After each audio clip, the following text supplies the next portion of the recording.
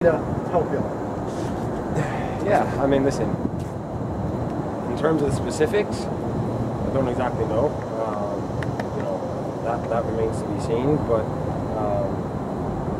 you know, I think when you look at any sport, when a new manager comes in with new ideas, there's certainly a jolt to the group, and you know, we're not only looking for that in terms of the short term, but also then the long term of being able to sustain that and you know, one, winning games, and with that comes, you know, scoring goals, positive play, but you know, ultimately then getting back to the culture, if you will, of what Atlanta United, what we want Atlanta United to represent.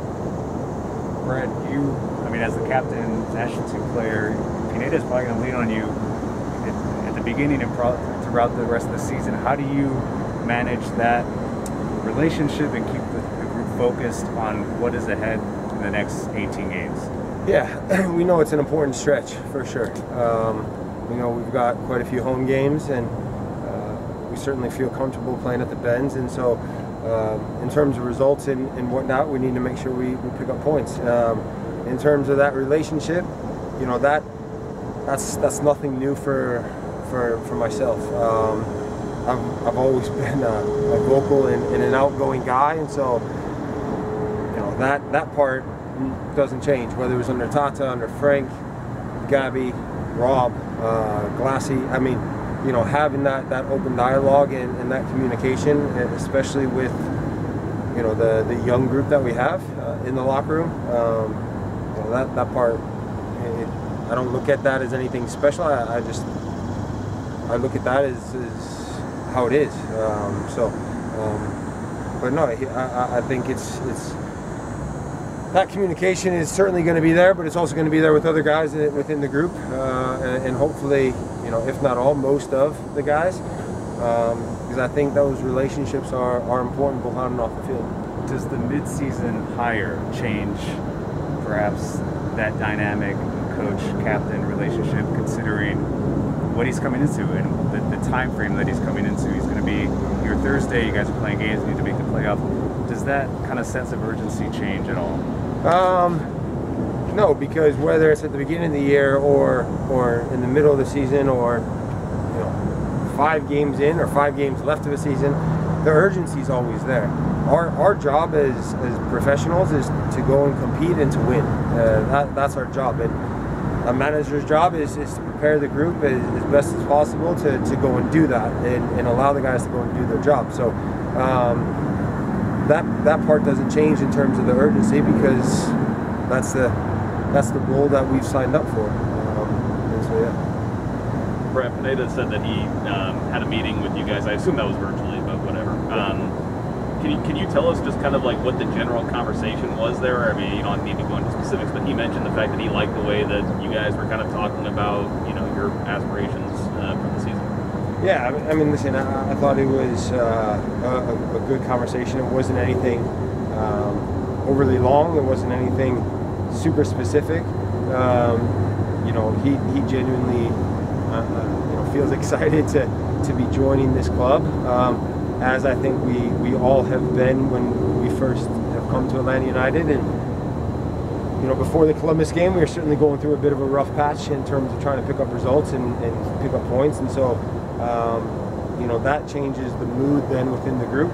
And then the announcement and hire of him, to have that call, that meeting, if you will, you know, to see his excitement, to get a little bit of a glimpse into what he's looking to do here in the training pitch, obviously ultimately in games. But I think it was more so of an introduction, just to say hello and to have him be able to see us and us see him, and not just hear about things through you guys. So yeah, it was good. Switching to Sunday, what's job number 1 on defense for you all? Yeah, well, I mean, I think there's probably a few things, but you know, you look back at some of the games as of late in terms of set pieces, in terms of just little things that ultimately lead to goals, that at this level we can't be doing. You know, so we need to be able to be stronger in those areas. But I think ultimately it's not as if Columbus, you know, carved us open and was playing through us, you know, for 90+ minutes. Yes, there are opportunities, there's chances. There's always going to be that in games. But in terms of defensively, you look at their front three players and what they bring to the game. It's important that we're aware of where those guys are at all times, because they're not so much on the defensive side of the ball. They're looking to go in transition and get time for themselves. And some of y'all have said, you know, in the past few weeks, one win can lead to 2 wins, can lead to 3 wins. You've got that 1 win now. For sure. Have you noticed an increased confidence in the guys in training, or an eagerness, or whatever positive word you can choose? Listen, that part's always been there. I think it almost gives you this feel-good feeling, you know, showing up to work every day. In terms of, you know, you've got a little bit more of a pep in your step, and you know, you see then the work that you put in Monday to Friday actually pay off and get a result. Because I think there have been games where we've deserved more from them, but for one reason or another we haven't gotten the 3 points. And there have been other games where we've thrown it out the window and we've shot ourselves in the foot. And so to be able to come away with 3 points was massive. And is it fair to say that the schedule this year, with so few games against the West, will help y'all because you can make up ground on the East teams you're chasing maybe a little bit easier? I mean, listen, you guys probably look into that stuff more than we do. The schedule, it is what it is. You know, we're not looking too far down the road. We're looking at LAFC, and that's it. You know, so it is what it is. You know, that's not something that's really being spoken about or being discussed within the group. Brad, last one for me. I mean, the guys certainly love playing for Rob. The football's a lot better. You get the result that you wanted. You mentioned coming into work, the pep, the joy, playing for this club again. What is the sense from your teammates about that jolt that you mentioned about a new coach coming in and not shaking that up, but it is a change. It's another change to deal with. No, for sure. Listen, it's all part of it. It is what it is. So it's our job to go in, like I said, perform on the field. So that part doesn't change.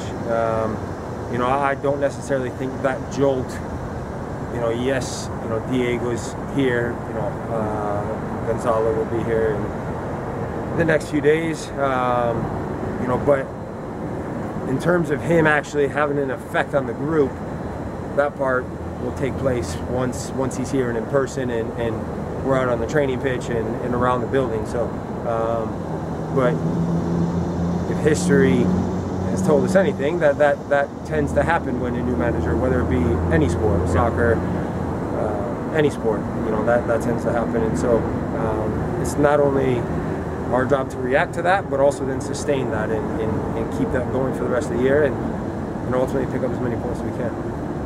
Does it matter to y'all that he has experience in Major League Soccer, he knows the rules and the idiosyncrasies of the league? Does it matter to the players at all? I think that's certainly important. You know, maybe not to some of our younger guys that probably, you know, this is maybe all they know, or they don't realize how unique our league is. And so when you have someone that's played in the league, but then obviously been involved with the coaching staff within the league, a team that's been successful, you know, that part I think can only help us.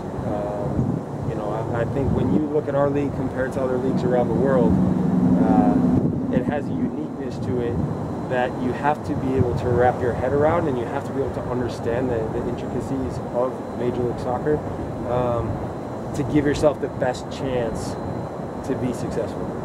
Okay, thank you. I've got a last one if you don't mind. Brad, is there a sense, like, is the team playing for Rob in these last 2 games? I mean, yes, he's your coach, but is there kind of like, hey, last 2 games under Rob, let's do this for him?